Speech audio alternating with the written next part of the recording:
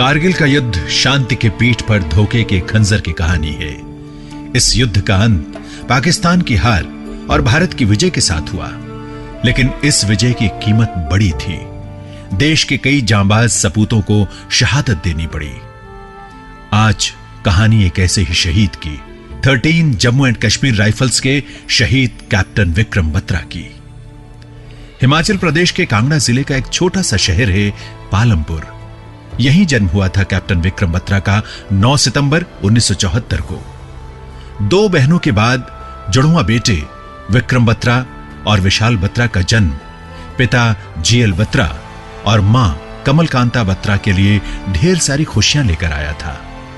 रामायण का पाठ करने वाली मां ने इन्हें लवकुश कहा और अपने आवास का नाम रखा लवकुश विला। बचपन में ऐसा ही था जैसा और बच्चों का होता है, लेकिन जीएल बत्रा जानते थे कि उनके बेटे लव यानी विक्रम में कुछ तो था जो दूसरों से अलग था। बचपन से ही बड़े मेधावी थे, डेयर डेविल थे। शुरू से ही जीवन में कुछ करना चाहते थे। हमारे जो रिवोल्यूशनिस्ट हुए हैं या हमारे जो शूरवीर हुए हैं हमारे हिस्ट्री में, तो उनसे भी वो बहुत प्रेरित थे काफी, क्योंकि बचपन में कुछ ऐसी ही कहानियां मैं उनको सुनाता रहता था, तो वो काफी प्रभावित थे इन चीजों से। पालमपुर के बाद कॉलेज की पढ़ाई के लिए विक्रम बत्रा चंडीगढ़ आ गए।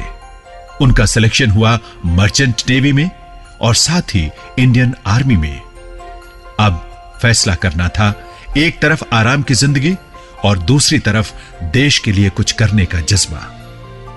मां कमलकांता बत्रा को वो दिन याद है जब विक्रम ने अपना फैसला सुनाया था।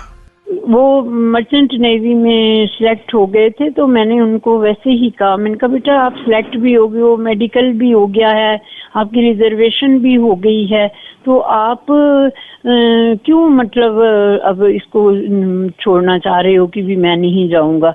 तो कहने लगे मामा पैसा ही सब कुछ नहीं, आपको पैसा चाहिए। मैंने कहा नहीं हमें पैसा नहीं चाहिए।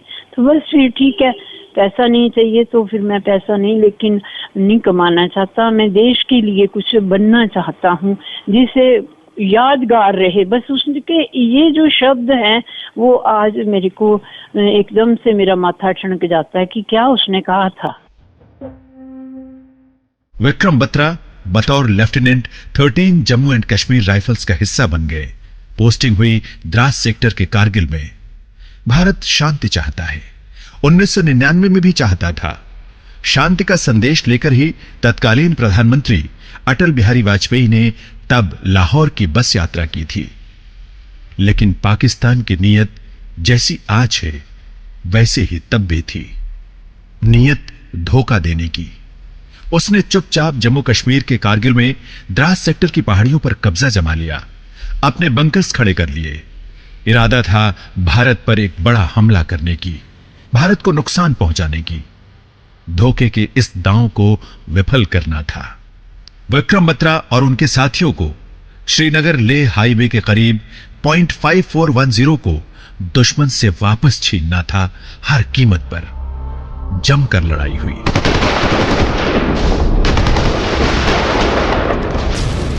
विक्रम बत्रा ने दिखा दिया कि हिम्मत और जज्बा किसे कहते हैं। 20 जून 1999 सुबह 3:30 बजे विक्रम बत्रा और उनके साथियों ने इस महत्वपूर्ण चोटी पर एक बार फिर तिरंगा लहरा दिया।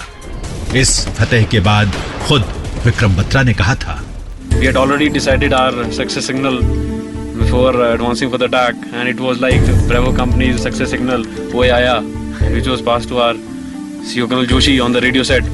And after that another bunker was captured. My company's success signal was ye dil mange more.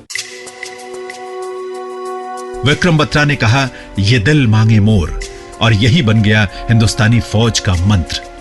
Unit ने उनको एक नया नाम दिया, शेर शाह, शेर शाह ऑफ कारगिल।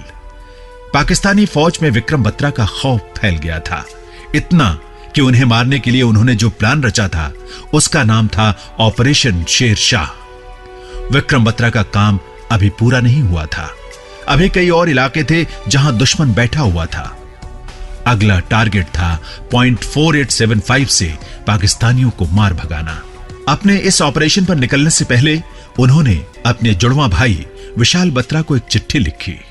5 जुलाई को उन्होंने मुझे लेटर लिखा था आखिरी जब वो 4875 की चढ़ाई चढ़ रहे थे, और उन्होंने ये लिखा था कि मेरे को फर्स्ट कैप्चर मिला है, जो फर्स्ट मैंने पीक कैप्चर करी है 5140 में, और मेरी बिगेस्ट विक्ट्री थी कि मैं 6 सोल्जर्स के तो ऊपर गया था, 6 सोल्जर्स के साथ ही मैं नीचे वापस आया हूँ, और मेरे को महावीर चक्र के लिए रिकमेंड किया गया है, और मैं एक सेकेंड अटैक के लिए जा रहा हूँ। बट उसमें भी लेटर में उन्होंने लिखा था, he was so confident that he will come back, क्योंकि उन्होंने मुझे लिखा था उस लेटर में कि मैं वापस आने के बाद तुम सबसे बात करूंगा, और I am looking forward to meet all of you and then share my victories with you. उधर विक्रम बत्रा अपने साथियों के साथ पॉइंट 4875 को दुश्मन के कब्जे से छुड़ाने निकल गए। वो एक ऐसी जगह थी जहां से श्रीनगर लेह राजमार्ग पर दुश्मन अपना दबदबा बनाए रख सकता था। इसे खाली कराना बहुत अहम था, लेकिन वहां पहुंचना बहुत मुश्किल था। 17,000 फीट की ऊंची पहाड़ी और सीधी चढ़ाई, लेकिन आसान काम विक्रम बत्रा को पसंद था ही कब। गोलियां चल रही थी, गोले बरस रहे थे, लेकिन विक्रम बत्रा और उनके साथियों ने रुकना नहीं सीखा था। 36 घंटे तक लड़ाई चलती रही। उस वक्त के बारे में बताते हुए ब्रिगेडियर वाई के Joshi, Now, when he went to that area, apparently, now I can visualize, he realized that there was simply just no way. There was no way we could circumvent this ledge. An impulsive, go-getter, impulsive man that he was, he immediately assaulted through that only approach to that area which was being dominated by the enemy Sangar.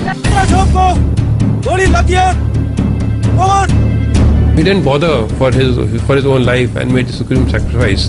And with vengeance, the entire company launched an assault through that ledge, through the foothold which Vikram Batra had given to us, and captured the entire point 4875. 7 जुलाई 1999 को लड़ी गई इसी लड़ाई में अपने junior lieutenant नवीन को बचाते हुए वो दुश्मन की गोलियों का शिकार हो गए और वीर गति को प्राप्त हो गए।